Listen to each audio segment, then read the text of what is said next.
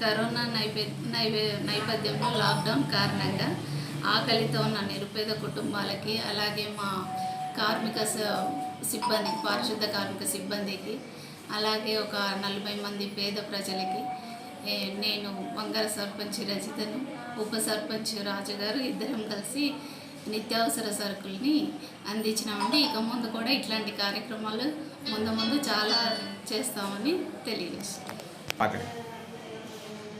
Corona నేపథ్యంలో కారణంగా ఇబ్బంది పడుతున్నటువంటి పేద ప్రజలకు మరియు పారిశుద్ధ సిబ్బందికి, ఆశా కార్యకర్తలకి, వాళ్ళ సుమారుగా ఒక 40 మంది కుటుంబాలకి సర్పంచ్ గారు ఉచిత మరియు ఉప సర్పంచ్ గారు నలుగురు రాజు ఇద్దరు కలిసి తన సొంత ఖర్చులతో 40 మంది కుటుంబానికి నిత్యావసర సరుకుల్ని పంపిణీ చేయడం జరిగింది.